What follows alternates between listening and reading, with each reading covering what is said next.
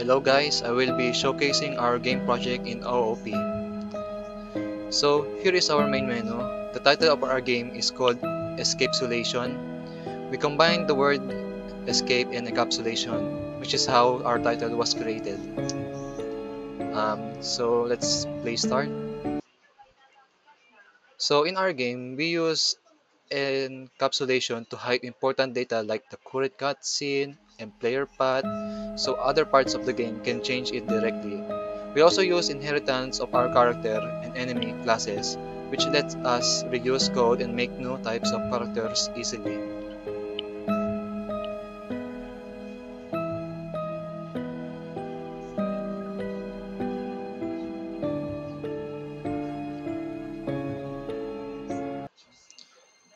So ito yung itsura ng laro namin. Ang laro namin ay horror theme based. So it's just a clicking game. Ito, pwede kang magpalit ng damit. Yan, hello STIers. Pwede mong buksan yung ilaw. Yan, nagbabago yung yung tugtog. Pwede ka rin matulog. Yan, dumagdag yung mga attributes. Ito nga pa yung tatlong attributes namin. Health, hunger, and energy. Pwede ka mangolekta ng mga item dito sa laro namin. Who is Maverick DeLeon? Yan, kita nyo. Is he the owner of the house? Yan, pwede ka kumain. Dumagdag yung attributes mo. Pwede ka mag-rest.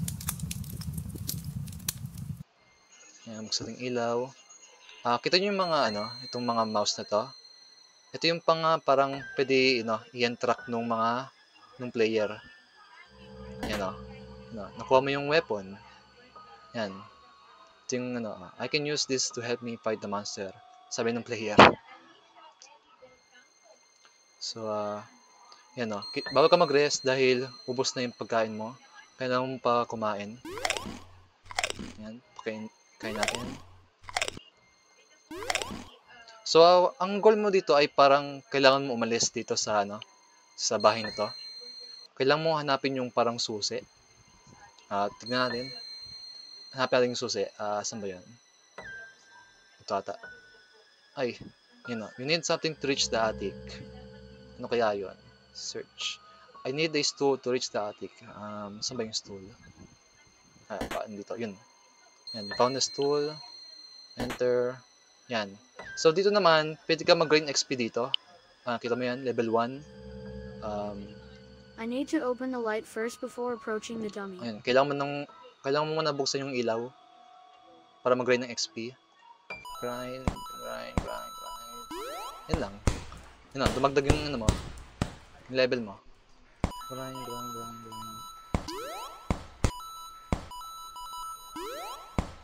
Ayun. Bago ka na mag-grind ng XP dahil naubos yung yung energy.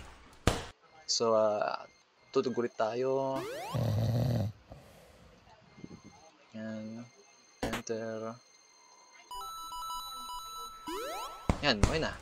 Iba-vibe ka na. Ito yung pinaka-max na level. So, yan. Ito yung basement. Baka nandito yung susi. Ay, you need a flashlight to enter the basement. Kailangan natin yung flashlight. Saan ba yan? Yun, okay na. So, enter basement. Uy, umiyak siya. Ba't kaya? Wala! May kinain niya yung tatay niya. O, start natin. Yan. So, dito naman parang lalabanin mo yung yung monster. Itong cross na to ay pang increase ng health. Tapos itong flashlight parang yun. You attack but the monster dodge, monster attack back. Yan, parang taga-atake ng taga-bawas ng buhay ng monster. Attack.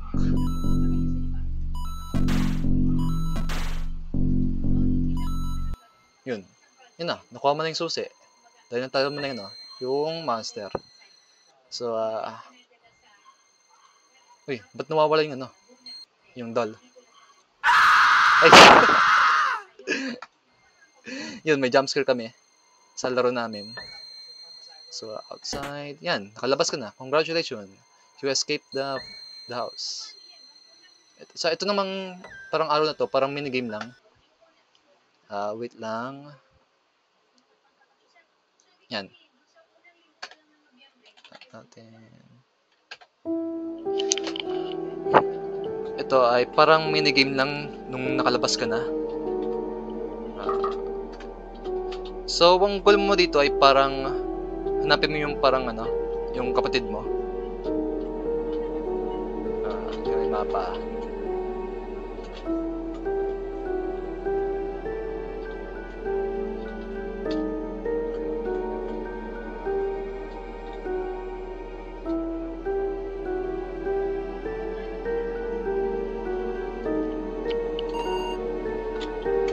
Kailangan natin ng susi. Saan ba yun? Dito ata.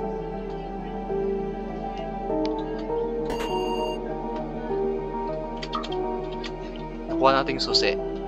Pwede natin buksan yung pinto.